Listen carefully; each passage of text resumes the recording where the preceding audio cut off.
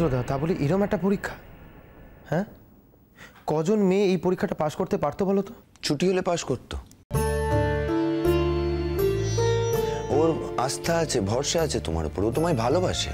আর কাকুন্দি তোমায় ভালোবাসে না মানে তুমি এটাই বলতে চাইছো, তাই তো? আমরা বুঝি কাকুন্দি তোমায় কতটা ভালোবাসে সমুদ্রদা। সত্যি সমুদ্রদা, তুমি এটা বোঝো না? সত্যি বলতে আমার একটু কনফিউশনই ছিল। আমার মনে হতো কঙ্কাবতী বোধহয় ওর ঋজুদাকেই ভালোবাসে। এখন এখন যে আমি পুরোপুরি ওকে বিশ্বাস করি তা নয়, কিন্তু তাও আমার মনে হয়েছে যে আমার এই নাটকটা যেটা আমি করেছি আর কি আমার বিয়ে নিয়ে, সেটা করাতে ওর একটু কষ্ট লেগেছে। কষ্ট পেয়েছে মানে নিশ্চয়ই আমায় ভালোবাসে। এইটা বোঝার পর আমি ওকে ক্ষমা করে দিয়েছি, যদিও যদিও পুরোটা নয়। এই কথাটার মানে কি?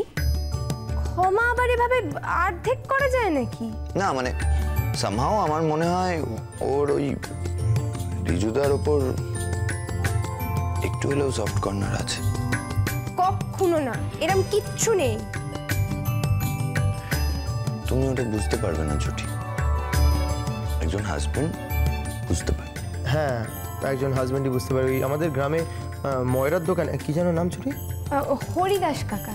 হ্যাঁ, তার উপর একটু দুর্বলতা ছিল না তোমার? হ্যাঁ,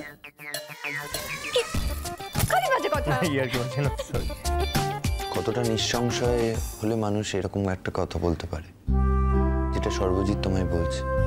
আমিও এরকম নিঃসংশয় হয়েই কঙ্কাবতীর ব্যাপারে কথা বলতে চাই। কেন বলতে পারি না? কেন বারবার মনের মধ্যে খচখচ করে?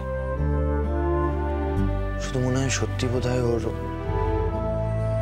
ঋজুদার সাথে কিছু একটা আছে। তুমি জানো ছুটি, ও ঋজুদাকে ভগবানের মতো ভক্তি করে। কেন বলো? আর ভক্তি করার লোকের অভাব আর মানুষ খুঁজে পেল না। আমি ধরে নিলাম আর কেউ নেই, ও তো ওর হাজবেন্ডকেও ভক্তি করতে পারত। তুমি বলো তো আমায়, ওই ঋজুদার থেকে আমার কোন মানবিক গুণ কম বলো? সব সময় শুধু ঋজুদা ঋজুদা ঋজুদা, যেটা আমি সহ্য করতে পারি না সেটাই করে। আবার যখন জিজ্ঞেস করছি যে তুমি কোথায় গিয়ে থাকবে, বলছে আমি ঋজুদার বাড়ি যাব।